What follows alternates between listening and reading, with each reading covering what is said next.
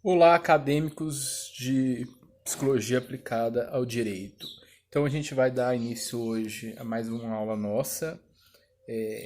Na verdade, a nossa primeira aula, né, do segundo bimestre, uma aula mais elementar. Então a gente agora vai entrar em conteúdos que não foram trabalhados em sala de aula. Então ficar bem destacado que na nossa primeira avaliação todos os conteúdos foram conteúdos dados em sala de aula. Então agora a gente vai, como ocorreu a prorrogação das aulas não presenciais, então a gente vai ter que entrar em conteúdo novo.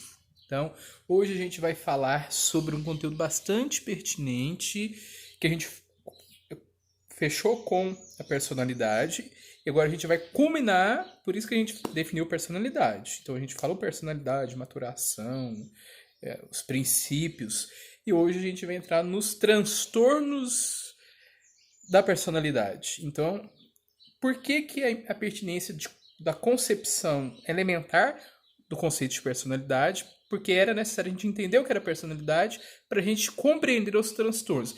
Existem milhares, na verdade, de transtornos de personalidade, suas flutuações, mas hoje a gente vai estar falando sobre alguns, os principais, os mais recorrentes, por se fazer pertinente do operador do direito, vocês futuramente terem noções mínimas para a realização e atuação profissional. Então vamos lá, vamos definir o que é transtorno de personalidade. São perturbações que afetam todas as áreas de influência da personalidade do indivíduo. O modo como ele vê o mundo, a maneira como expressa as emoções, o comportamento social.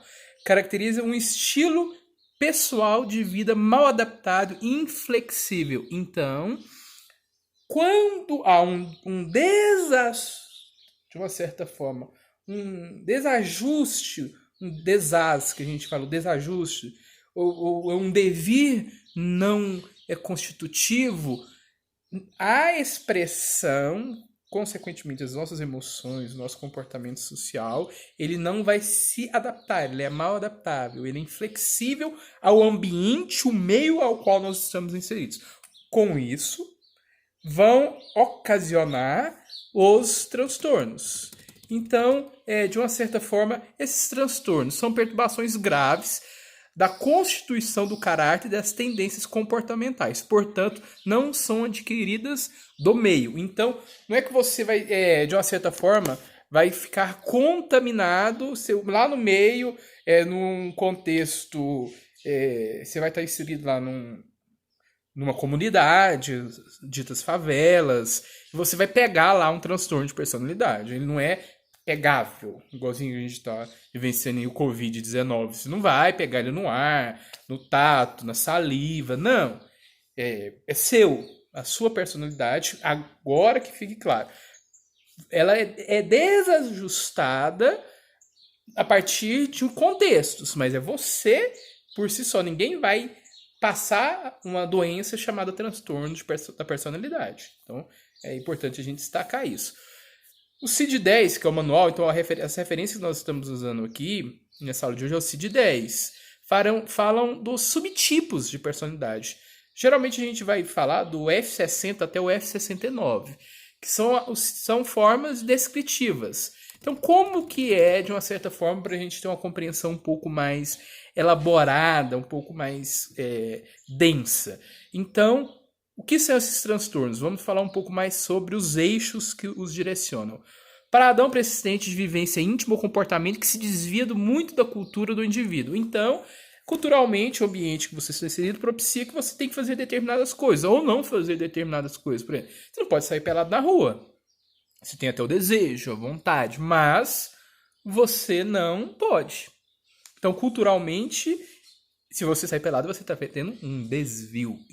É evasivo e flexível. Início na adolescência ou começo da vida adulta. Então, quando começa os transtornos da personalidade? Geralmente na adolescência. Geralmente na adolescência. E o início da vida adulta.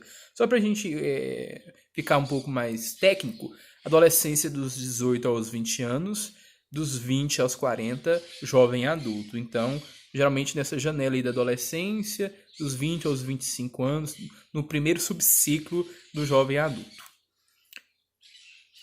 Outra questão é estável a longo prazo. Então, com o período, com o tempo, vai ter uma estabilidade do próprio quadro. Então, essa personalidade desviante, ela tem ter uma continuidade para ser enquadrada como transtorno. Provoca sofrimento e ou prejuízo. Então, é pertinente a gente destacar o quê? Que os quadros de transtornos de personalidade, eles vão ter sequelas, densidades negativas, e vão fazer com que o sujeito, de uma certa forma, tenha prejuízos sociais, quanto prejuízos individuais, além de prejuízos relacionais. Por exemplo, relacionamento afetivo sexuais, namoro, casamento, amizades íntimas, e dentro desse eixo vai. Então, quais são os 4 eixos que nós temos para mensurar, para fazer o diagnóstico? Então é importante. Claro que é bem mais elaborado, pessoal. Porque a gente está utilizando uma linguagem um pouco mais de senso comum, porque não é o campo de atuação de vocês, mas é pertinente. Todo curso de direito no mundo tem a disciplina de psicologia para vocês terem essas noções mínimas. Então, por isso que a gente está pontuando essas variáveis. Cognição, modo de perceber e interpretar a si mesmo, outras pessoas e eventos. Então, o que acontece? A pessoa que tem um transtorno de personalidade, ela vai apresentar problemas na cognição, de interpretação principalmente. Afetividade, variação, intensidade, labilidade e adequação de respostas emocionais. Na maioria dos casos, a personalidade desviada, que a gente fala que são os transtornos de personalidade, estão relacionados com o excesso de afeto, que não consegue controlar esse afeto excessivo, ou a falta de afeto. Então, é pertinente. Funcionamento interpessoal. O próprio nome dela. O que é interpessoal? Inter, fora do indivíduo. As relações, é a pessoa que não se adapta ao contexto que ela está inserida, ou estava adaptado e deixa de se adaptar. Controle de impulsos. O indivíduo com um transtorno de personalidade, ele não controla os seus comportamentos. Eles não pensam, eles agem, depois alguns ainda, nossa, eu não deveria ter feito isso. Outros casos de outros transtornos, as pessoas não conseguem nem ter essa percepção.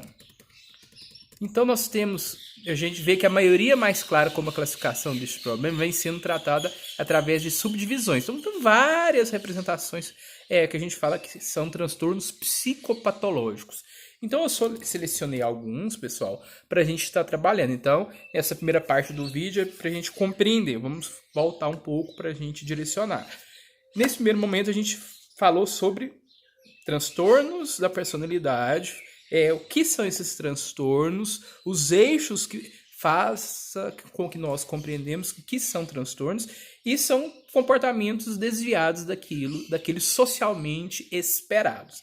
Então, nesse primeiro momento, a gente faz essa sistematização de definição de transtorno de personalidade. Então, a gente agora vai, no próximo vídeo, elucidar alguns dos transtornos, que fique bastante explícito e explicado, bem didático, que é bem mais amplo que isso. Mas mesmo em sala, como não presencial, a gente vai pontuar as questões mais pertinentes acerca. Então, no próximo vídeo, a gente já segue aí com alguns dos transtornos.